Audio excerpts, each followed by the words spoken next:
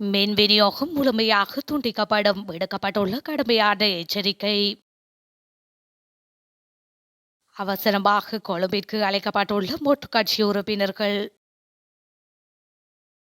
5வது முறையாக ரஷ்ய அதிபராக பதவியேற்று விளாடிமிர் புடின்.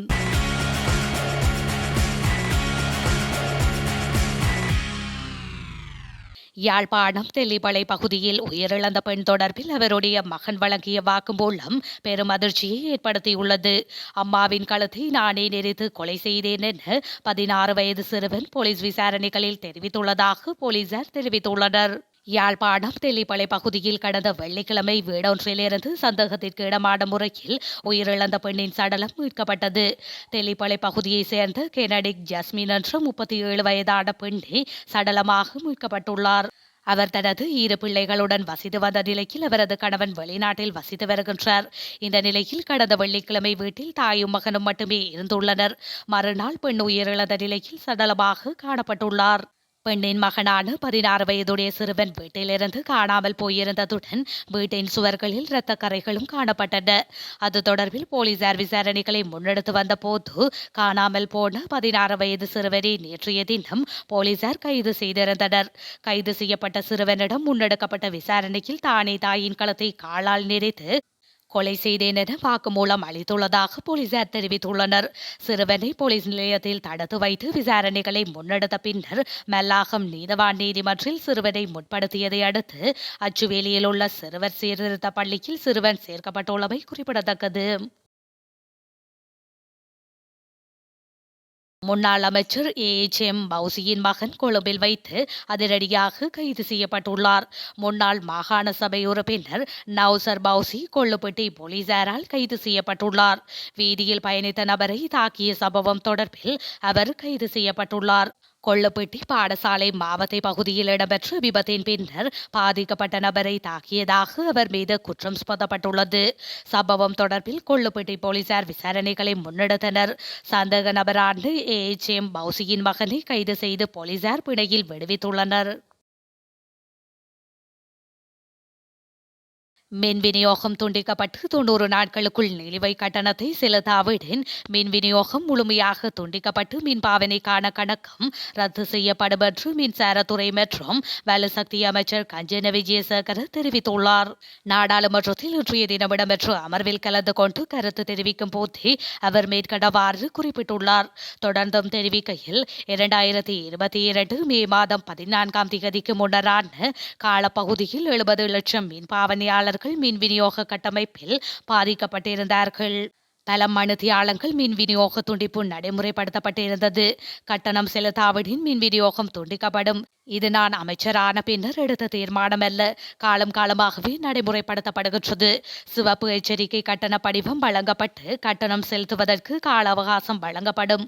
அந்த காலப்பகுதிக்குள் கட்டணத்தை செலுத்தாவிடின் தான் மின் விநியோகம் துண்டிக்கப்படும். மின் விநியோகம் துண்டிக்கப்பட்டு மீள இணைப்பு பெற்றுக்கொள்ளப்படும் போது அறவிடப்படும் கட்டணம் தற்போது குறைக்கப்பட்டுள்ளது எனவும் அவர் குறிப்பிட்டுள்ளார். ஸ்ரீலங்கா பொதுஜன பெரமுனவை பிரதிநிதித்துவப்படுத்தும் நாடாளுமன்ற உறுப்பினர்கள் மற்றும் அனைத்து அமைப்பாளர்களுக்கும் கொழும்புக்கு அழைக்கப்பட்டுள்ளதாக தகவல் வெளியாகியுள்ளது. பொதுஜன பெரமுனவின் ஸ்தாபகரும் முன்னாள் அமைச்சருமான பெசில் ராஜபக்ஷ இது தொடர்பான அழைப்பை விடுத்துள்ளதாக தெரிவிக்கப்படுகின்றது.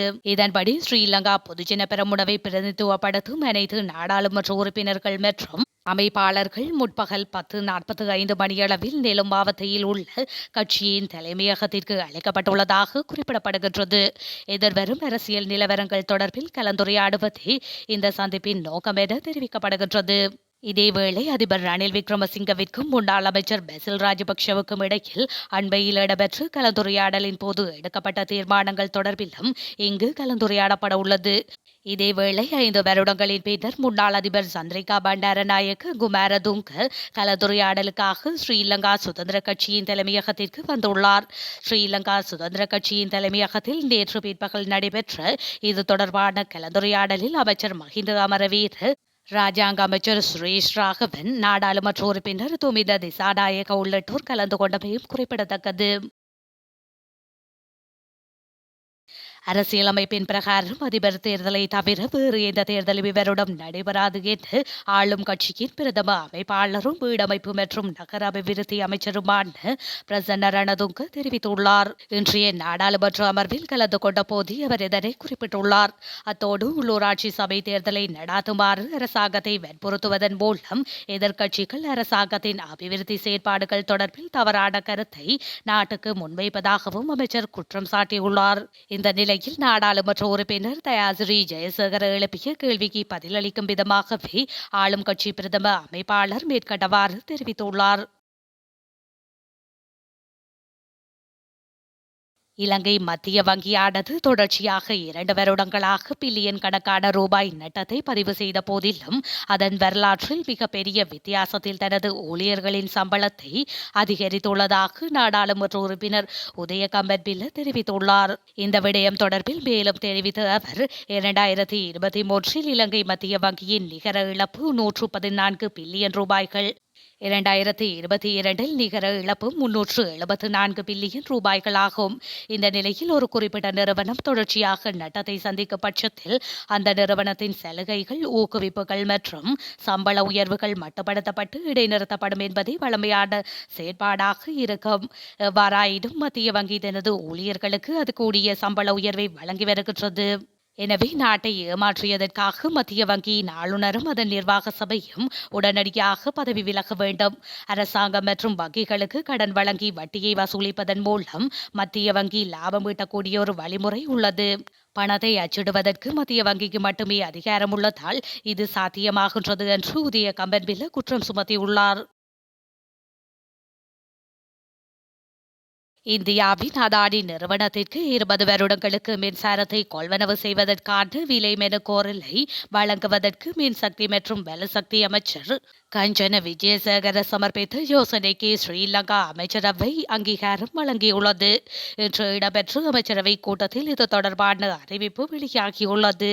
இந்தியாவின் அதானி நிறுவனத்தினால் மன்னார் மற்றும் பூநகரை பிரதேசத்தில் காற்றாலை மின் உற்பத்தி நிலையங்களை அபிவிருத்தி செய்வதற்கான பொறித்தொடர்பு ஒப்பந்தத்தை மேற்கொள்வதற்கு 2022 3/7 அன்று இடம்பெற்ற அமைச்சரவை கூட்டத்தில் அங்கீகாரம் வழங்கப்பட்டுள்ளது. அதற்கமைய குறித்த நிறுவனத்தினால் சமர்ப்பிக்கப்பட்டுள்ள கருத்திட்ட முன்மொழிவை மதிப்பீடு செய்வதற்காக அமைச்சரவையால் பேச்சுவார்த்தை உடன்பாட்டு குழு நியமிக்கப்பட்டது. குறித்த குழுவின் விதந்துரைகளின் பிரகாரம் உத்தேச கருத்திட்டத்தின் கீழ் உற்பத்தி செய்யப்படும் மின்னலகொன்று கிலோவாட் மணிக்கு 8.26 அமெரிக்க டாலர் பெறுமதி இறுதி கட்டணமாக அங்கீகரிப்பதற்கும் 20 வருடங்களுக்கு மின்சாரத்தை கொள்வனவு செய்வதற்குமான விலை மெனு கோரலை அதானி நிறுவனத்திற்கு வழங்குவதற்கும் அமைச்சர் கஞ்சன விஜயசேகர சமர்ப்பித்த யோசனைக்கு அமைச்சரவை அங்கீகாரம் வழங்கியுள்ளமை குறிப்பிடத்தக்கது. ரஷ்ய அதிபர் விளாடிமிர் புடின் 5வது முறையாக மீண்டும் ரஷ்ய அதிபராகியுள்ளார். ரஷ்யாவில் புதிய அதிபரை தேர்ந்தெடுப்பதற்கான அதிபர் தேர்தல் கடந்த மார்ச் மாதம் நடைபெற்று அதற்கான முடிவுகள் வெளியான நிலையில் தற்போது அந்த நாட்டு அதிபராக புடின் இன்று பதவியேற்றுள்ளார். கடந்த மார்ச் மாதம் நடைபெற்ற தேர்தலில் 88% வாக்குகள் பெற்று 5வது முறையாக புடின் மீண்டும் ரஷ்ய அதிபராகியுள்ளார். இதன் மூலம் அதிக முறை ரஷ்ய அதிபராக இருந்தவர் என்ற சாதனையையும் புடின் படைத்துள்ளார்.